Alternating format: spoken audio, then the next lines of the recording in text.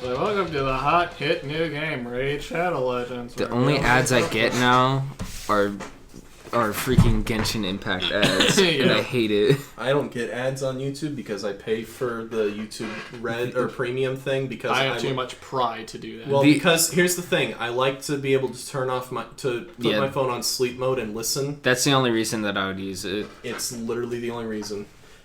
Welcome, ladies and gentlemen, to a very special bonus episode of Talk the Plank, where we are joined not by Aaron, it is myself, Mitchell, and my little brother, Jake. Hello. We are talking about Xenoblade Chronicles. This is our spoiler cast for Xenoblade Chronicles. We decided to do this impromptu because Aaron had to go after the previous episode of the podcast. And I still wanted to talk about Xenoblade. Yes, and since my brother has also beaten Xenoblade, why not? Yeah. So, what a game! Yeah, what a game! I love it. I love it. I'm used to big giant RPGs having more long epilogues, so I was a little disappointed by that. Yeah. But it's up there for. It was up there for a game of the decade for me. Well, I mean, it still is because it's 2020. Oh, it came out not 2019. Yeah. Well, now it's 2021. It's 2020 New Game Plus. Yep.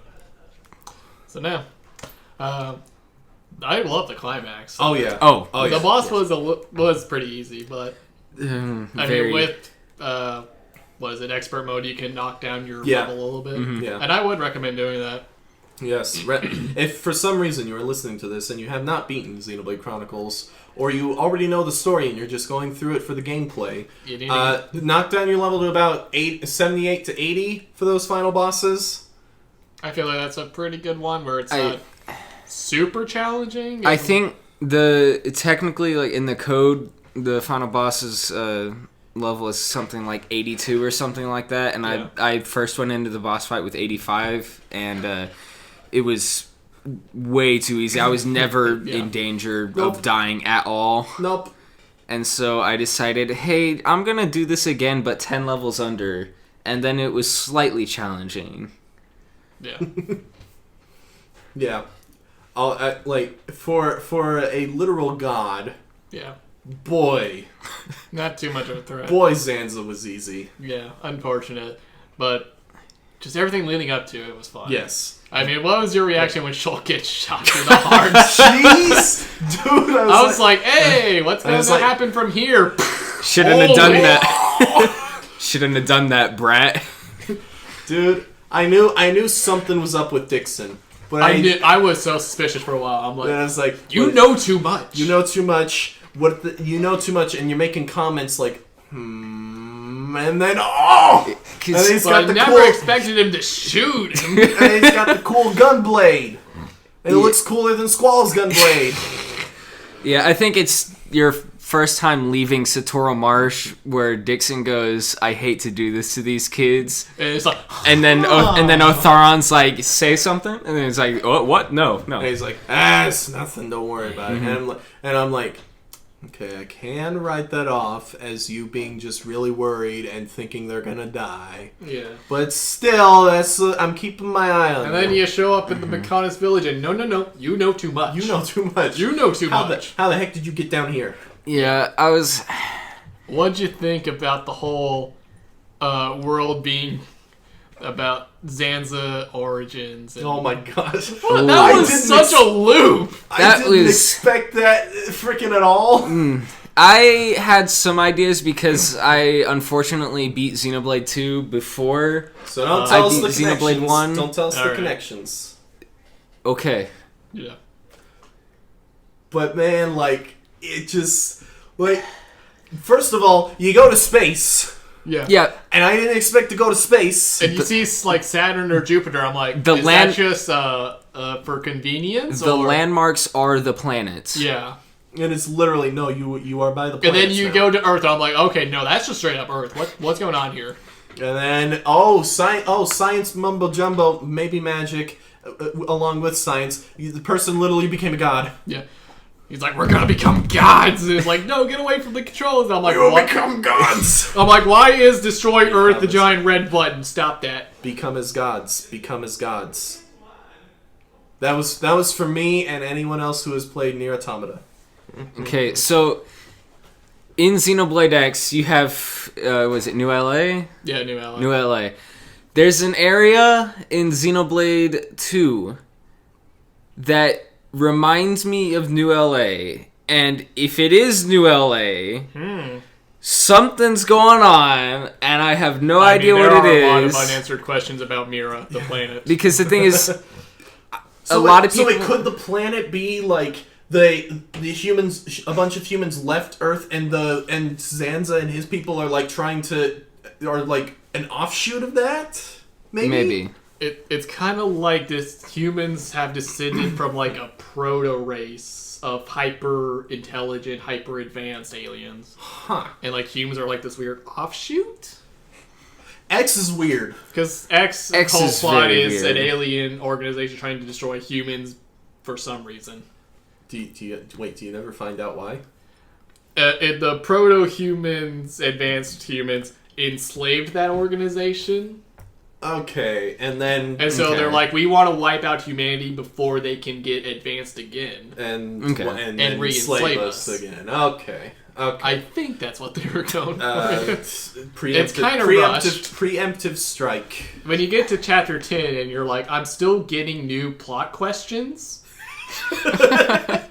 Oh boy! And I would like answers for some of them, please. And then the game's like, I mean, I got some answers, but we were really kind of banking on a Xenoblade X 2. Yeah, so if Xenoblade X is connected to 1 and 2, we got some weird stuff going on, and we already know that Xenoblade 3 is in development, so I am very excited for that. Yes.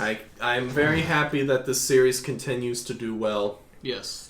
I'm so happy. Yeah. Because if this series had ended up like frickin' The World Ends With You, where only now are we getting a new World Ends With You game, I would be very sad. I heard that the developer wants to try and make an M-rated Xenoblade game. Oh. So I'd be down. I'd be down for being able to see blood when someone gets shot through the chest. Yeah. That last Dixon fight, though. Oh, that design was so cool! It was. It reminded me a lot of Demise from Skyward Sword. Yeah, it does. Oh, man. I think Xenoblade came out before Demise. Skyward Sword came out 2010? Skyward Sword was like the tail end of the Wii. It was. Did it come? I don't know. It came out in what, like 2000 something? It might have come out in 2012. Jake, get Skyward Sword right over there. Or here, I'll get Skyward Sword. You get Xenoblade over there. Xenoblade. Let's look at the copyrights. Do you have this in alphabetical order? Probably. It's the one that's a different color. Yeah. Am I blind? I don't think so. Did you? Oh. Did you move it over there? I didn't. I am a little disappointed that you don't get to use the final Monado 2001. once you beat the game. Oh yeah, you can. If you go back into the game, you can actually customize the look of your weapon afterwards. Oh, isn't that just on New Game Plus? I think that might just be on New Game Plus. No, because I've seen videos of people like talking about, hey, this is how you do this and this, and they're not on New Game Plus, and they're carrying around the junk sword. Okay. The junk sword I haven't been able to do that. Is really good. I don't know why. I've actually switched to. I don't think they were on New Game Plus. No. I switched to it before, and I went back to Colony 9 and killed some Armus with 1 backslash. And I was really scared that Zach was gonna come in the room before he had beaten the game and see the Monado 3, and I was like, ooh. I got almost all the new. Use like the junk sword and whatnot in Future Connected. I remember that. Mm-hmm. Yeah. Which was real fun for animations. Yeah. Oof. Melia's weapon. Oh, I think it's called World's End or something like that. Oh, like the fancy. Yeah, when I went back to the original game to do more side quests and all the endgame side quests, I just kept that outfit on for that entire time because it's great. I know it's a great looking stamp. Actually, that's like check the beginning, or check somewhere in there. That might actually show the wrong date because Xenoblade came out so late in the West. But this was Skyward Sword was 2011. I think Xenoblade was 2010. I think so. Gosh, the game's 10 years old. I don't like so that. good.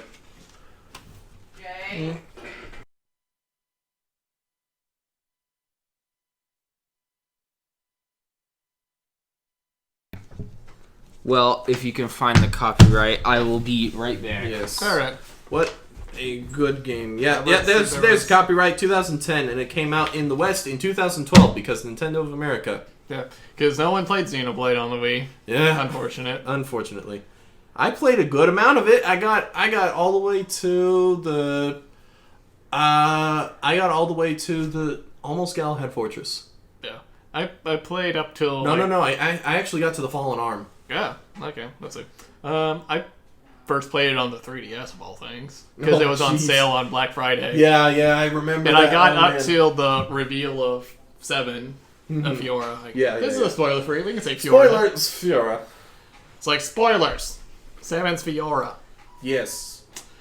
Fantastic. I was so happy. Yes. Because let's see when you first arrive on the Fallen Arm, and it's just. I'm so happy. I was so happy, but I was also very sad for Melia. Because you started rooting for Melia for me. Yep. I like how Charlotte was basically just like, don't worry, I'm bringing it back. I'm rooting for you, and Melia's like, what? I'm rooting for you. And then like later on, she's like, listen, I think she's talking to Fiora, and she's like, I'm not trying to meddle in your relationship with Shulk. I'm like, except you totally were going to. Yeah, you were. Except you were totally going to meddle. You were shipping. You were on that ship, and you were driving it. You were driving. You were sailing that ship. Oh boy. Oh man. And then Fiora came around, and it's like, no, actually. Yeah. No, actually. Yeah. Shulk Fiora OTP. Yep. Yeah, Shulk Fiora OTP, but Melia's the best character. Yeah. Melia's the best. Like, even Dunban admits it. Yep. Dunban's like, no, these two OTP. I want one. Yeah, Dunban was all for it from the beginning. Oh, yeah. Dunban's like, you two just get together already. It's like, yeah, you too. Just stop dancing around it already. Jeez. Oh, man. What? Oh, man. And that final boss theme was great. I just wish I could have heard more of it. Oh, yeah. Again, I think I'm probably going to go back and, like, get my level down to, like, 75 if you want, like, a really good challenge. Yeah. Yeah. Because the game is the way the level works is that there's kind of a very narrow window of possibility. Because once you hit, like, red enemies, there's such a deep... Like, it actually impacts your accuracy level. Yeah. Oh, my gosh. Which is a pain in the butt. Accuracy could be so frustrating at times. Like, I was trying one of the time trials against Metal Face in the free version, or the free trial. I wasn't max level or anything, or I wasn't level 90. I was like a level 80 something, like 85 or so, and I was missing every single attack or bouncing off, and it was just a pain, and I couldn't get it done. Oh, okay. So I ran into a really bad issue when I took on Zanza the first time with just Fiora. See, here's what was happening, right? I didn't go into the fight with what's his name? His Mechon was Yadaboa. Yadaboa? Yeah. Freaking. He just kind of died. It's been a while since I've beaten it. The Mechon leader. Yeah, the Mechon leader. I know who we're all talking. Yeah, that guy. Great character. Can't remember his name. Egil. That's definitely. Yeah, correct. when I went into that fight with Egil, I didn't have Fiora on my party. Then the game forces you into a fight against Zanza with Fiora, but me, being the smart person that I am, decided to, hey, I'm going to have everybody that's not my party be the lowest level they can be so that they can get more experience because of expert mode. Yep. So here comes in level, like, 44 Fiora against... I don't know, like level 82 or something, whatever he is in that boss like fight. Level 70 something. Anyway, that's still a 30 level difference. But anyways, so the thing is, that fight, you can't lose it. So I had, you can't die. Oh, no. So I had to just painstakingly sit there for over 5 hours Holy cow. because the only damage I could do was off of guarded attacks. Arts did nothing. It was just auto attacks. Luckily for me, I did have haste 6 on her at that point. But That it, was so much space. that I was think I would so just, bad. like, exit out of the game and just redo that boss fight. Like, nope, I'm not doing this. We're just gonna raise her level. I think it was late at night, so I just went to sleep and woke up and checked, and it was only at half health. Oh Jesus! Oh man. I remember a similar thing happening where like the assassins attack you in Alchemoth, Oh, and I had yeah. Shulk on. Oh, So then I was just like bonk. yup. Bonk. I'm like, nope. We're quitting out and we're reloading and we're putting in Ryan. Yeah. Oh man, Ryan is great. Ryan is a very, very good unit. Ryan, from everything I've heard, like in the Wii version, he's like okay, Yeah. and in Definitive Edition, he's like the best. Yeah.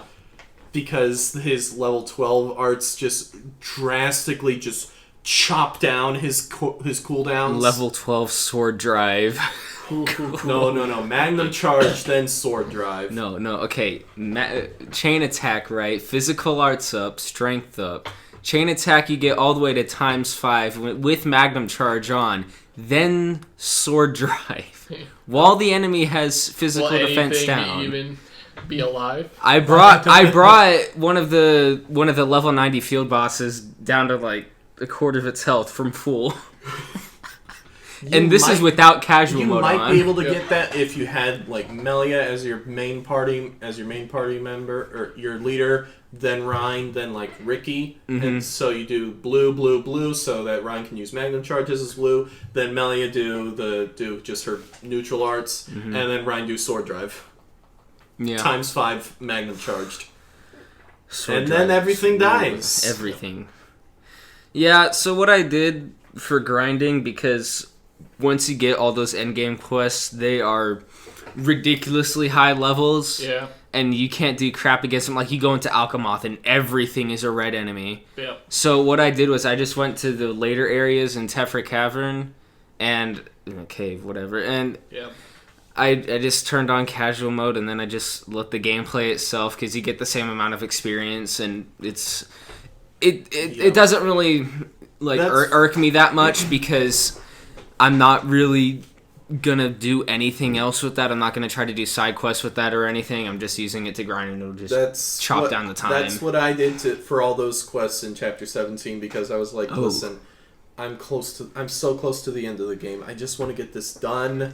How about that animated quest? I love this game, but boy, it's been almost 100 hours. Yeah. I'm ready to be done and move on to another game. I have a few other 100-hour RPGs to get back to. I have Persona 5. I have my replays of... I have my female playthrough of Persona 3 Portable. I have my replays of 3, 4, and then 5. How about that? I have a bunch of Kingdom Hearts to get to. Yep. I have a lot of Kingdom Hearts to get to. I never stop having Kingdom Hearts to get to, because I eventually want to play Kingdom Hearts 2 on level 1. Oh boy. Hey, Cat. How about the one animated side quest in the entire game, though, with Tyrea? Oh yeah. Tyrea is one of my favorite characters. For all of the 5 minutes she's on screen. Yes. Fortunately, she gets a bit more screen time in Future Connected. I would assume so, because it is all about, hey, what happened to the Hyentia? They just kind of got she gets screwed some over. conversations with Melia, and that's nice. Let's just have a whole little 10-hour campaign with Best Girl. Yes. Xenoblade, screw Melia the game. Alright, this works very well for our audio podcast Yes. listeners. Nelson is holding up a cat. Yes. You can hear the cat. Hold on. Probably Hold if you on. squish her. Hold on. Can you hear her? There we go. I think so. Yeah. Poor keep. What is sociable cat? She is a pain. She is also a pain. Yeah. Because in the middle of the day, she gets rowdy, and she just runs everywhere, climbs the furniture, even when we yell at her not to, and then as soon as you take a step toward her, she just scatters across the floor and runs away. You can hear her nails With on the her tail floor. just straight up in the air. and then if you try to pick her up, you get punctured. And it just, I mean, that's just you. You don't know how to pick her up. I mean, I hold her like I hold the other cat, the much shyer and nicer cat. Yeah, she doesn't like to be held like that, you idiot. She lets me hold her like that sometimes. The old cat is fine because he's been held like that his whole life. Yeah. She doesn't because she hasn't been held like that her whole life, and she's like, I don't like being on my back. Yep. I just can't wait for her to go outside if she ever does again. Yeah, the coyotes are making that more difficult. Yeah, I saw one just in broad daylight. I think it was like 1 o'clock or something like that, just walking out over by our neighbor's yard. And they don't come out at that time. So anyway, Xenoblade. Yes. Yeah, back to Xenoblade. Back to Xenoblade. I mean, it's such a good game. It is a very good Although game. I'm not sure I got the spirits of the different human mechons at the end that you fight, and then that one spirit of Telethia.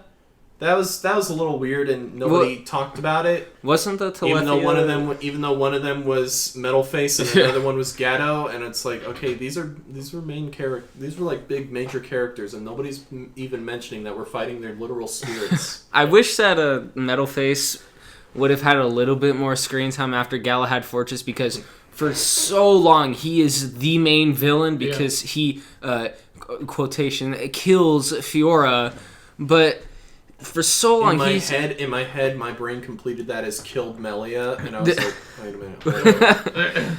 Yeah, but for like almost all of the first half of the campaign, he is the main villain. And then he's just kind of gone because he stood in one spot for too long, even though he knew that Schultz could predict the future because Minato. I can see the future. A vision. And I then, see it. if you look down on the fallen arm, you have the silver wreckage, which is Fiora's mech on armor.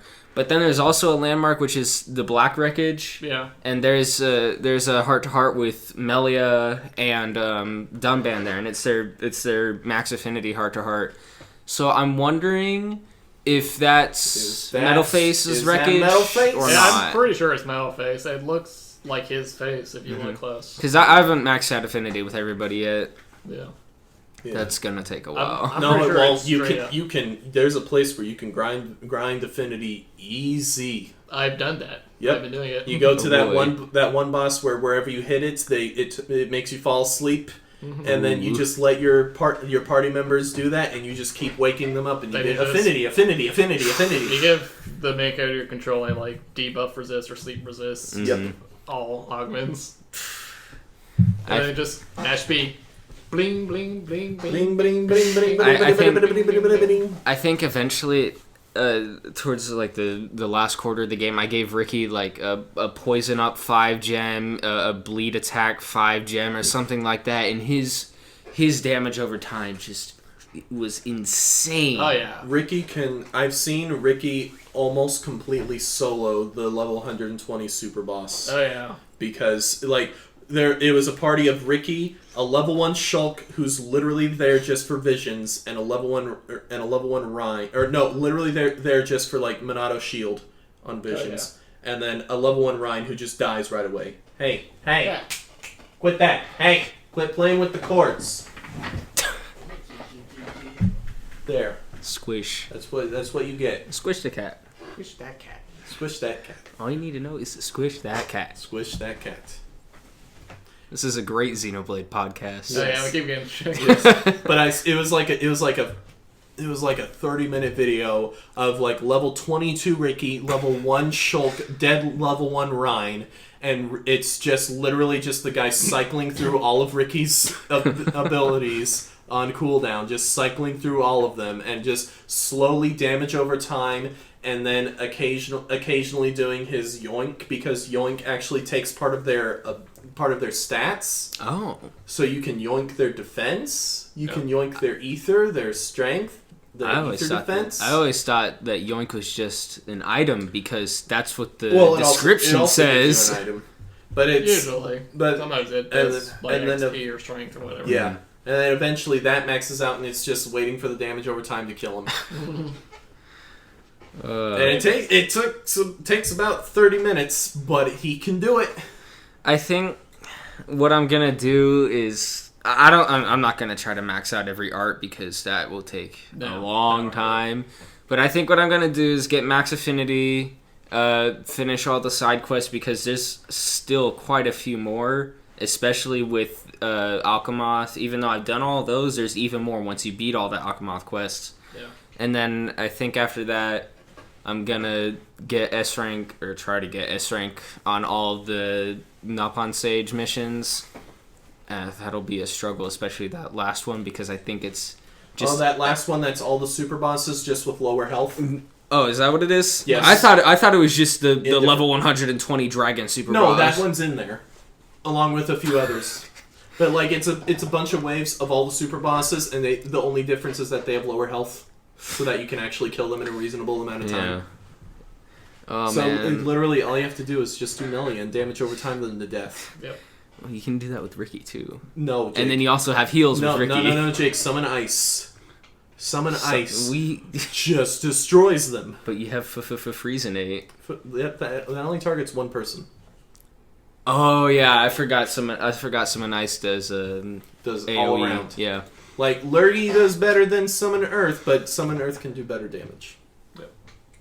And Summon Earth has just that tiny bit of physical protect until you use it right away. Yep. But yeah, I think after I finish those Napon Sage missions and then maybe get a couple of the achievements, I'll probably be done with the game for a while, unless there's some bonus content or something like that on New Game Plus that I don't know about. One of my favorite parts about the game, just little detail, was every time you when you upgrade Colony 6, the music changes. Mm-hmm. And then it just slowly gets more and more like bright and active, just like the town. Yeah. Yep. It was really nice. I never noticed that. Oh, tone deaf. I'm tone deaf, whatever. Yeah. There's, I think the last... Which is why you like metal music. Whoa! Wow! Them's fighting words. Hey, I like it too. It's just not my cup of tea all the time. Although I do like Sabaton. Yeah. So, have you ever heard of a little thing called symphonic metal? Oh, that's good stuff. That's good stuff. Also, when the winged hussars arrive. That's a banger. It's a banger. It's also a really funny meme. Does Live and Learn count as metal? Because I will count it as metal even if it's considered classical music. I will still count it as metal. It's not classical music. Oh no, it's not classical. What? If people count it as classical... Why would people count it as classical music? I have no idea, but if somebody were to say that it was classical music and then it would be classified as classical music, I would still classify it as metal music in my brain. That's a very bizarre statement. What? Why would anyone call frickin' Live and Learn a rock song classical music? I don't know, but I still consider it metal, even if it is rock. I mean, it's... You mean classic rock? No, I did not mean classic rock. Okay, well then I my statement just... that did not go well. I did another one of what Zach did in a previous podcast. Oh, yeah. Oh. That one episode. Ooh. Yes. I just realized we are having a podcast with one of our loyal listeners. Yes. I've listened to every single one. Will you be listening to this one? How unfortunate. Unfortunately, yes. Well, oh boy. That's unfortunate for you. I know. I usually listen to them all too. Usually when I'm grinding in RPGs. Yeah, there you go. Whatever. Yeah. There you go. Good. It's been long enough that I don't remember what we talked about anyway. Yeah, that's fair. That's fair. Well, I mean... Real quick, what party did you go into the last Sansa fight with? Shulk, Ryan, and Dunban. I think it was Shulk, Fiora, and Ryan or Dunban. I can't remember which one. I went with Shulk, Fiora, Dunban, and I think it was that same order. Because I would have done Melia instead of Dunban, but I personally don't like playing as Melia, and if you're going to have Melia in your party, she needs to be the party leader. Yep. And I was like, no, this is the last fight. I need to control Shulk, Oh my gosh, the main character. That first fight in Future Connected was awful because I have Melia's arts set up in a specific way, and then I get into the fight and they're set up all wrong, and she has the wrong arts on. It's like, when the heck am I going to use Summon Aqua? What the heck is this? Give me Summon Ice. What is this trash? Summon fire, summon flare. What the heck? No, that's bullcrap. Oh, but you gotta love not Ryan and not Charla. And believe me, I did not use Kino. I think it's Kino the entire time. Nope, not gonna use. I think I used not Charla for like some of the tyrants, where it's just a little, where you just need extra health. I think the only time I ever had Kino in my party was if I had to do the heart-to-hearts that had Kino in them. I think that's the only time I had it. I think it's for like that dragon. Yeah. Because I needed extra heals and Shulk for, that last quest is... Light heal. That's not enough.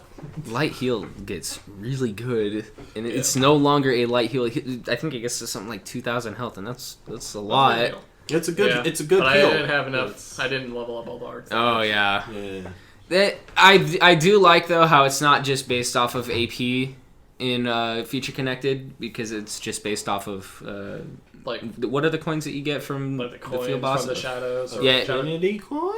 No, they're not. They're not affinity coins, but it's like a new thing that you get in Future Connected. They're kind of affinity coins because you get them from tyrants. Too, yeah, they're as well as, they're like, affinity the coins, but for arts instead. Yeah. Yes. I think they got rid of skills entirely, didn't they? Yes, they did. Oh yeah, I No forgot skills. about that. No skills. How about that one Shulk skill tree where the last one is automatically fills up the talent gauge when there's a vision? And it's super useful. But it's broken. It is absolutely broken, especially when you put it on Melia or Dunban, which I did immediately. Oh god. Because oh boy, Melia with a maxed out talent gauge is broken, and Dunban's talent gauge skill is broken. Yep. Born in a world of strife. Against the odds, we choose to fight. Blossom dance. Boy, those quotes are just gonna be stuck in there forever. Man, what a bunch of jokers. I don't have time for small fry. When you hear those blessed words, wild down. Shaker edge.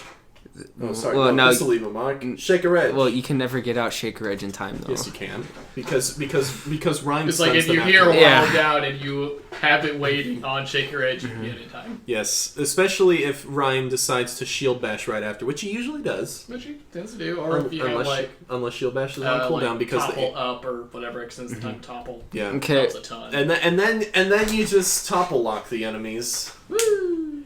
And then you can't do that on some of them because they decide, hey, let's have an enemy just all of a sudden gain a really powerful spike aura whenever they get toppled, or a daze aura. Especially in-game enemies. I hate enemies with the ridiculous spikes, because then Shulk just becomes a purge bot, and that's all you have him do is just use Monado Purge.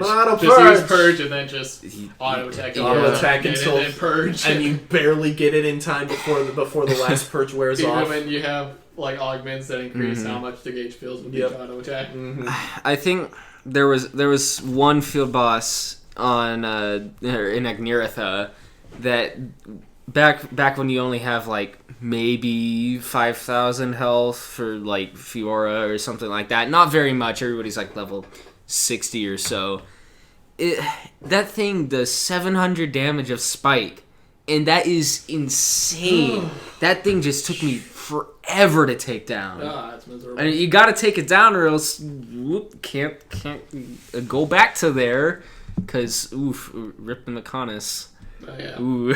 Oh, you remember? Yeah, okay. I think you brought this up. I think that's when I turned off, like, expert mode and just raised all the levels up. Yeah. We're like, nope, we're getting this done. I think you brought this up, Jake, when after you got to the Eggo boss. What would happen if he has the you get the vision of him using the Mechonis to destroy Bionis, and it's a talent art. What if you Monado shielded that? And I think you can, because it's only level 10, and you can naturally get to level 10 without getting to the end game where you can get to 11 and 12. Yeah. So what if you? Did you try it? Did you try I didn't try it, but I want to see what happens. You could try it on New Game Plus if you just put your levels down so that you don't kill him before it goes. Can you skip chapters in New Game Plus? I don't know. Because I know I don't think so. I think it's just replays. I know you keep your levels keep from your expert levels, mode. keep your arts, keep your skills, keep your equipment. I think you keep money. Yep, you keep your money and equipment. I think it's just play through the game again. Yeah. I think you might keep your affinity too. I'm not sure. No, you don't. Oh, no, you don't keep. You don't keep affinity. No, Well, that's the only thing you don't keep. Well, that's kind of dumb. Yeah. I do think that you keep your different costumes. Yes. Which is very nice because... Or maybe you keep party affinity, but I know you don't keep the affinity chart. No. Yeah. Because you can get alternate endings. Like that one quest where I got locked into the bad ending because I had all of what I needed for the bad ending, but not for the good ending. And then it locked me in. They did not patch that. Nope. Did you finish the Napon drug dealing quest? Yes. Okay, that last fight on top of the tree was freaking great. I'm pretty sure I finished that one. Because I think you have to go back, and it's one of the end game quests. But there's one last fight on top of the tree with Bana, I think, and he's got freaking pterodactyl, and he's just in a basket underneath it. And then the same music that plays when it's the Fiora fight with Zanza starts playing there, and you're just fighting a Napon, a drug-dealing Napon. I think I've done that. Yeah, I think I've done that. And so I don't know if I've done that actually. I looked up the song on YouTube because it's one of my favorite tracks in the game, and all the comments were just drug-dealing Napon intensifies. Don't you fight him again in Future Connected? Oh my god. There's like some Nopon you fight in Future Connected. Is it the very last one that you get? I don't know. It might be. I'm not sure. I know he has you do some ridiculous quest, and then after you get all of them, you have that big dragon. Because Biggity big dragon. Because why not? No, I think like you find another Nopon in a basket from a pterodactyl in Future Connected. Maybe. Alright, well. Wow. What a good game.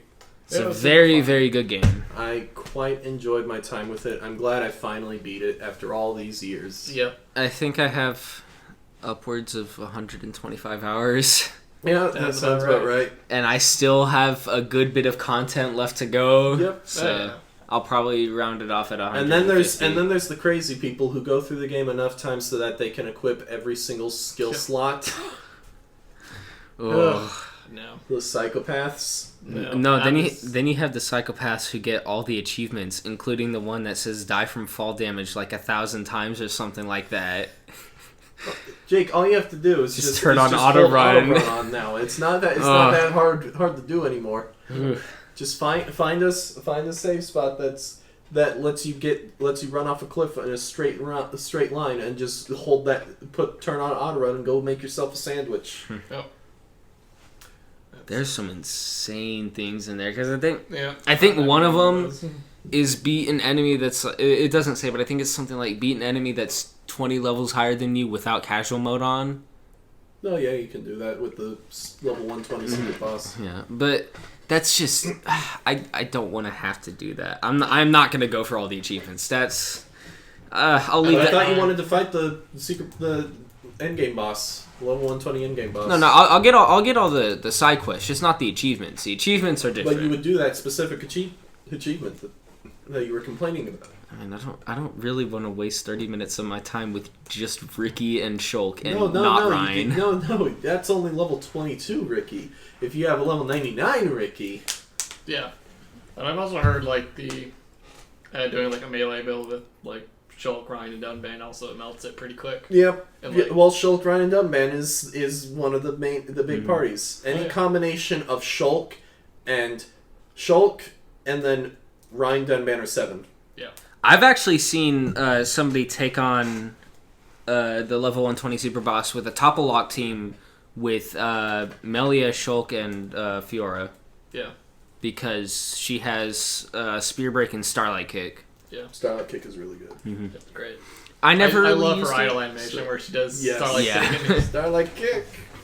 Yeah. She just falls on the ground.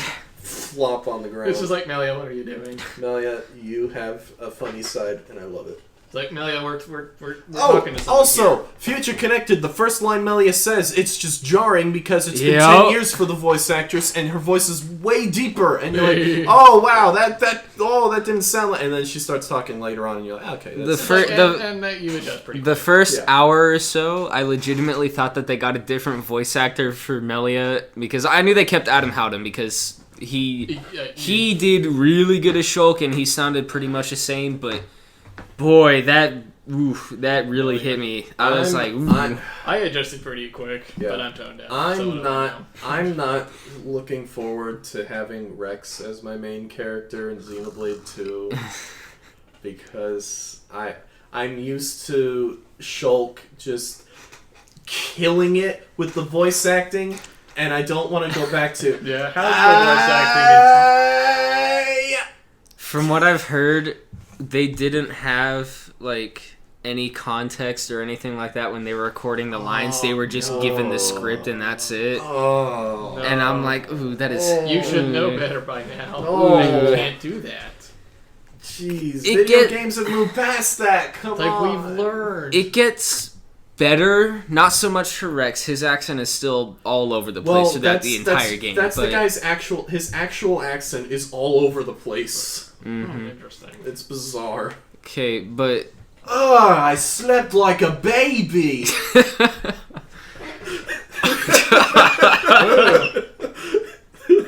Oh, gosh.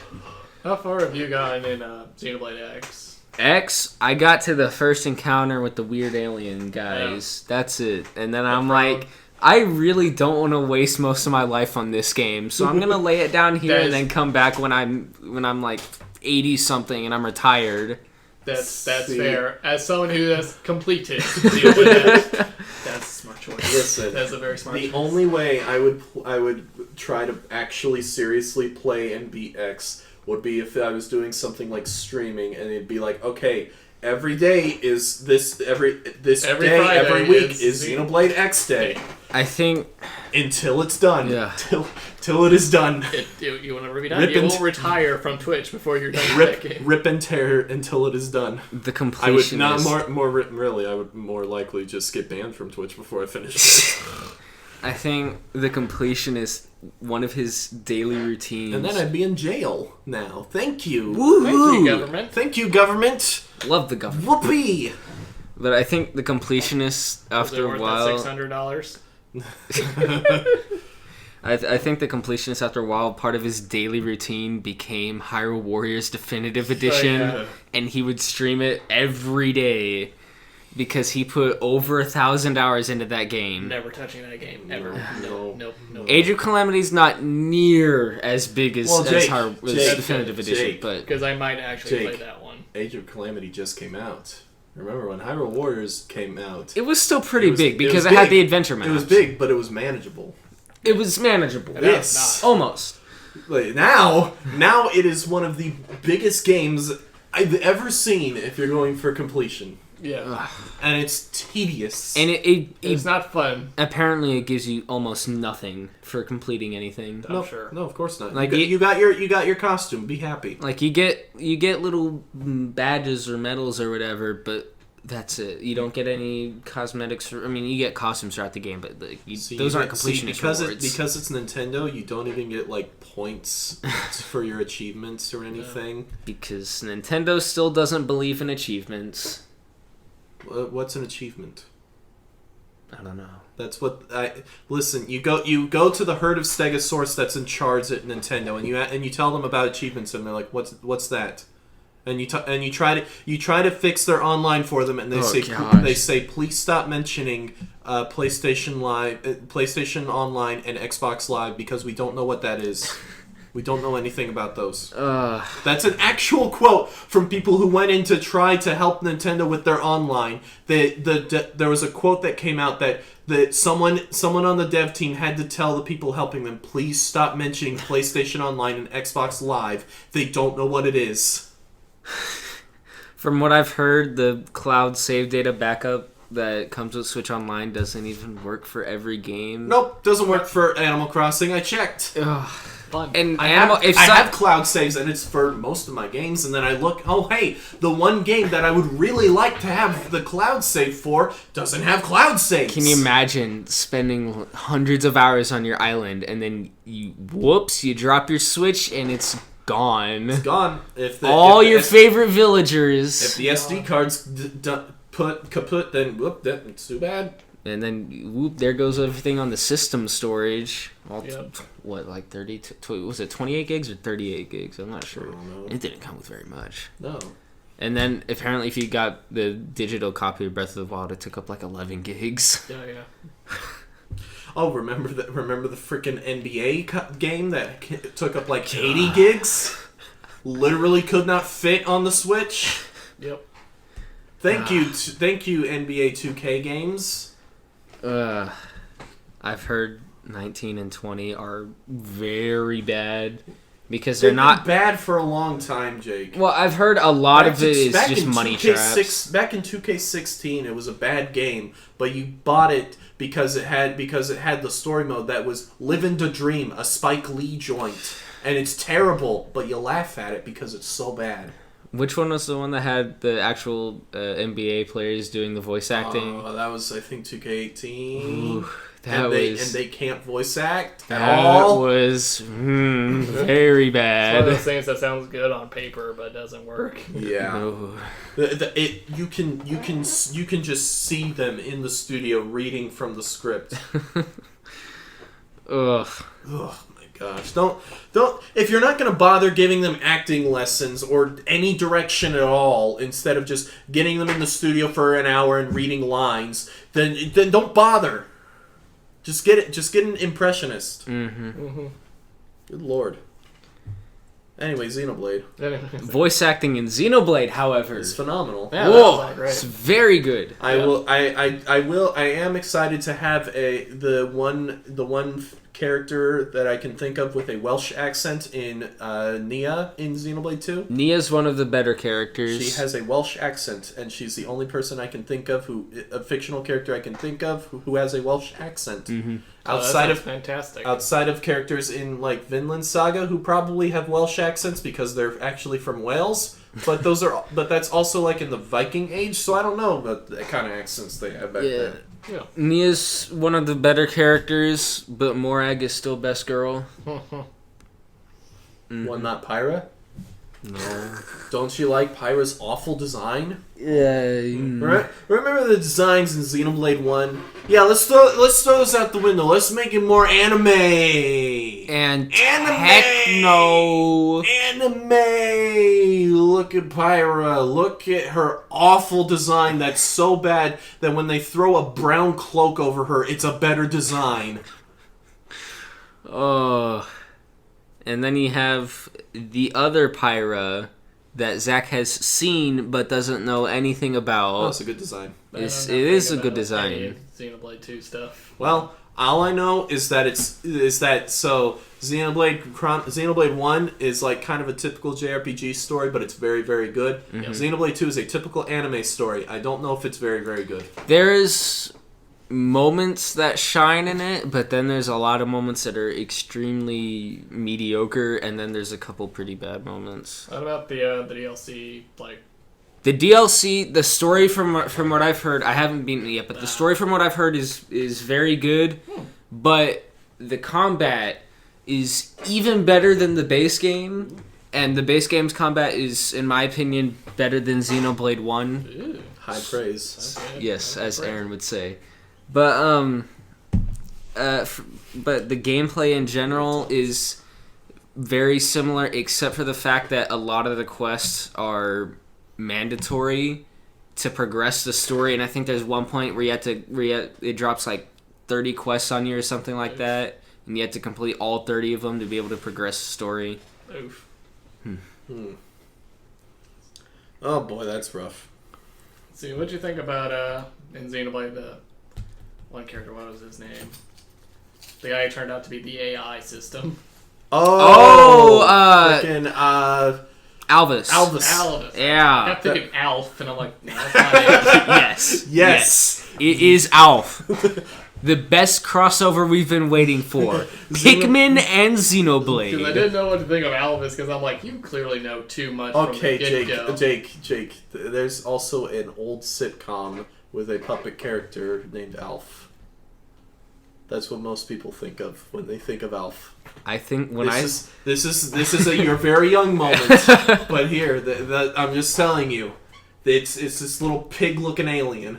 when I think of Alf, I think of the Pikmin. Olimar skin of Smash Bros, and then I think of him shielding, and when Olimar or Alf shields in Smash Bros, they T-pose inside of their bubble, and it's freaking amazing.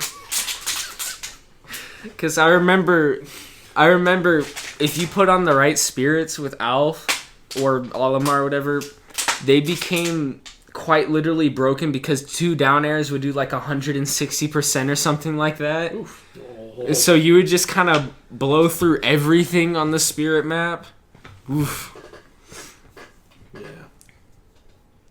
But yeah, Alvis is freaking... He's weird. That was a weird one. I never really knew where he stood. Nope. Yeah. And then at the end, you're like... Because I'm like, you clearly know too much, like... Yes, you know too much like Dixon, but you're not as malevolent But as you're Dixon. not quite malevolent. Like, And then he he joins up with Zanza, and you're like, okay, but he still seems a little distant from Zanza. Yeah. And then he's And then an he's AI. kind of and the then most he- neutral party. He's the most neutral. He's as he neutral as is it the gets. Monado or something like that. I think wasn't he the Monado? No. The Monado one, I think. No. Or the Zanza Monado, and then the Monado 3 was Shulk's Monado, and then there was Manus Monado. I could be the wrong. first Monado was Zanza's. It was Zanza but I think Alvis was the Monado. I could be wrong. I don't think so. I think Alvis felt like his own weird thing. Yeah, he's the AI from the ship, And then and he also became a god. Kind of. yeah, weird. Yeah, Shulk just kind of became God. And then he's like, "No, I don't want to be God." And I'm like, And then everybody else is like, "No, you're God. You're God. Okay, just deal with it." No. Everyone else is like, "No, of course you don't want to be God. You're Shulk." Yeah. And then Elvis is like, "Yeah. Listen, Fair enough. That scene right there was made up, but it's exactly what they would say." Yeah. I think Alvis's whole thing was that it's like Xenoblade's thing is like it's based on like some kind of religion. Okay. Like, what is it? Is it the happy cult that was in Japan? No. That's Earthbound though. Oh, Gnosticism, really? Gnosticism. That's Really? what Google's giving me right now. Interesting. Because apparently there's like a super deity called the Monad. Hmm. I think that's Alvis's role or something. I'm maybe. gonna have to go down a rabbit hole.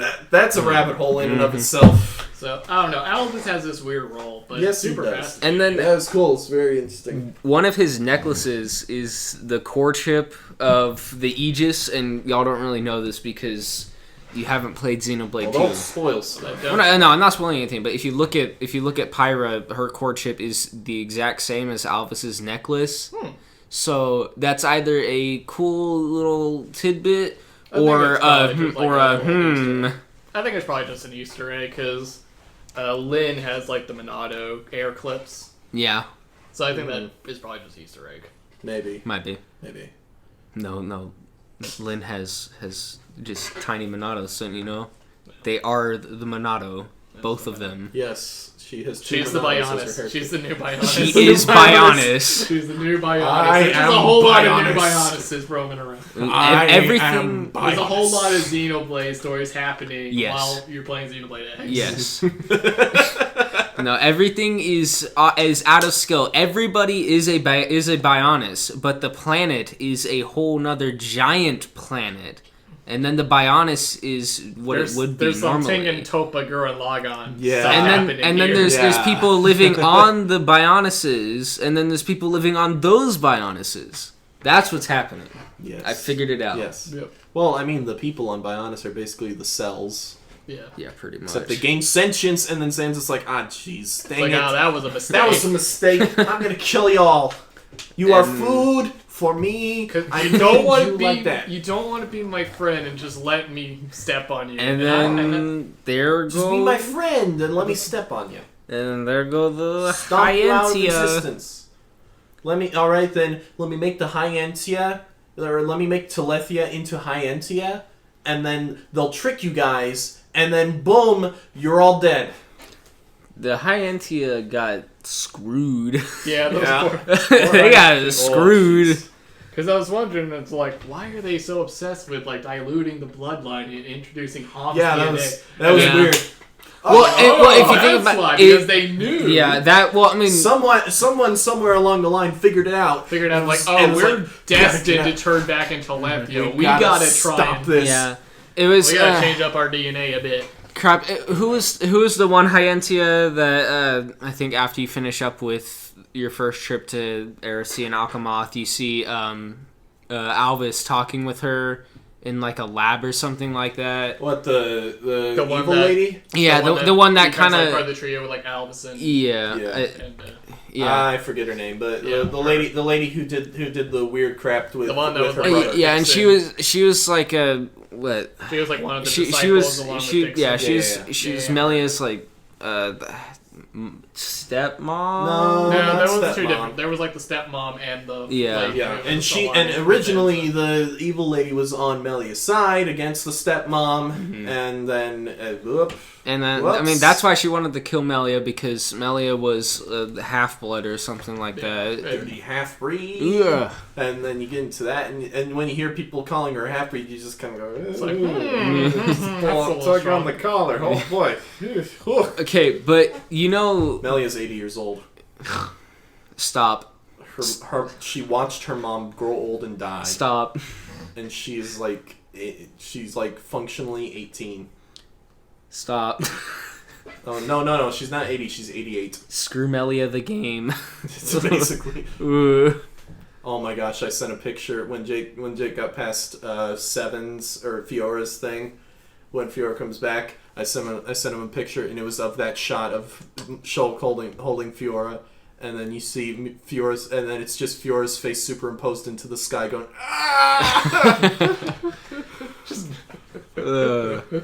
I felt so bad for Melia with one of those last cutscenes with just Fiora and Melia, and then Melia just finally gives up on Shulk.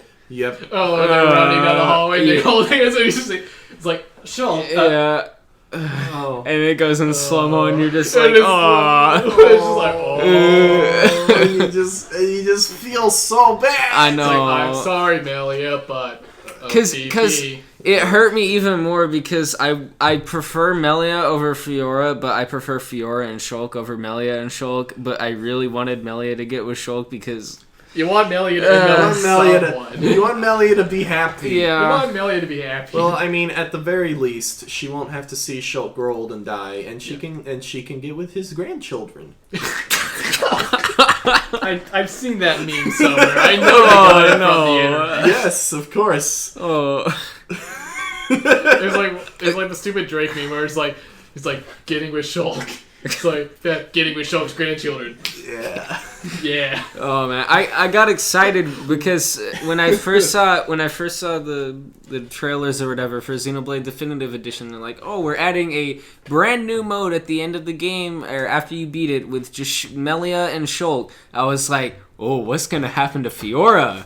She's gonna be gone and out of the way. And then this is their big chance. And then And then I mean they couldn't have included Fiora in like a bonus in-game thing. That would be way too spoilery for everything. I'd be like, oh no, Fiora's dead in the first 10 minutes, but wait, there's DLC with her. Oh no, no, that's no. Fiora's dead in the first 10 minutes, but she was in Shulk's final smash. Oh no, but that's not even the worst part. IGN's review of Xenoblade Definitive Edition. They keep mispronouncing the names. Well, first of all, they keep mispronouncing the names, and then with your character Ray and Duncan. They called him Duncan. It's like, oh yeah, it's my favorite character, Dunkin' Donuts.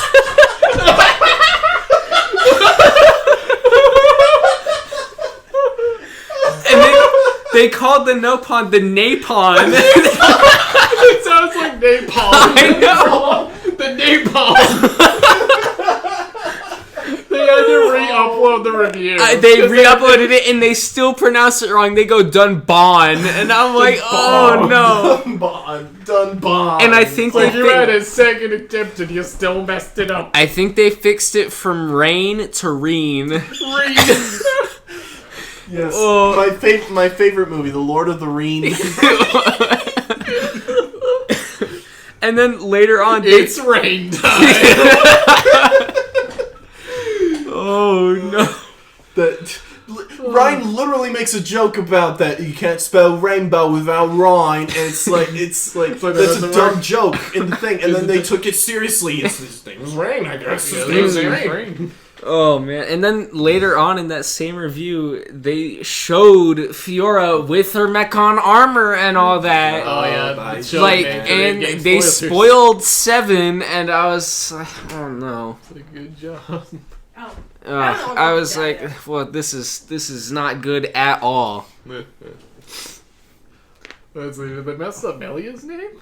Melia. Melia. Duncan. Duncan. Duncan. Laughing at Dunkin' Donuts. Oh, I love my favorite character. Oh Dunkin' man. Donuts. This terrible. That was hilarious. Alright. Well, I think on that note, that's a good note. Good old Duncan. Good old Duncan, my favorite character, and my favorite party was Shrek, Duncan, and Rain. God. That's so cursed.